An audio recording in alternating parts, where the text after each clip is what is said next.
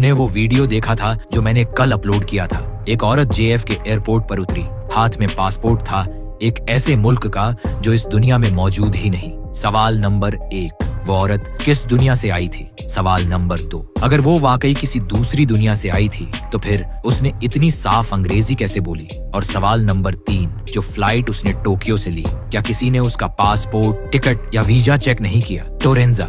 बस एक लफ्ज ने पूरी दुनिया हिला दी। लोग सवाल करने लगे। कुछ ने कहा वो झूठ बोल रही है, कुछ ने कहा ये सिस्टम का ग्लिच है, और कुछ कहने लगे कि वो हमारी दुनिया की ही नहीं थी। अब गौर से सुनो, मैंने कभी ये नहीं कहा कि वो किसी और सैयारे से आई थी। मैंने कहा वो किसी और डायमेंशन से आई थी।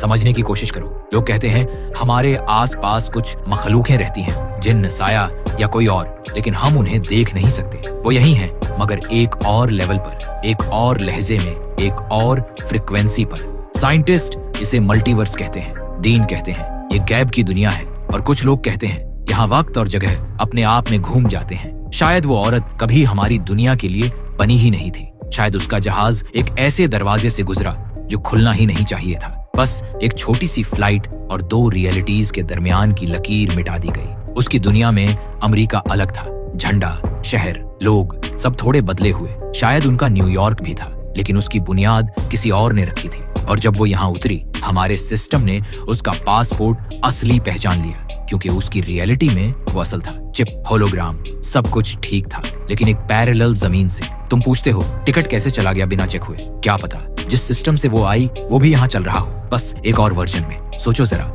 अगर मल्टीवर्स हकीकत है तो तुम्हें स्पेसशिप की जरूरत नहीं, सिर्फ एक ग्लिच इन टाइम चाहिए। कुछ रिसर्चर्स कहते हैं हवा में छोटी छोटी दरारें होती हैं जो कुछ लम्हों के लिए खुलती हैं। अगर कोई उनसे गुजर जाए तो वो किसी और जहां में पहुंच जाता है। शायद उसके साथ भी यही हुआ। टोक्यो से न्यूयॉर्क तक का सफर, लेकिन वो अपनी जमीन से हमारी जमीन पर आ गई। और जब कैमरा स्टैटिक हुआ, शायद वो एरर नहीं था, शायद दरवाजा दोबारा खुल गया और वो वापस चली गई। लेकिन सबसे अजीब बात यह है, एक तस्वीर सामने आई। जापान के एयरपोर्ट पर भीड़ थी और उन्हीं में वो औरत भी थी। वही चेहरा, वही लिबास, वही बैग। नीचे कैप्शन लिखा था, फ्लाइट टू टोरेंजा ऑन टाइम।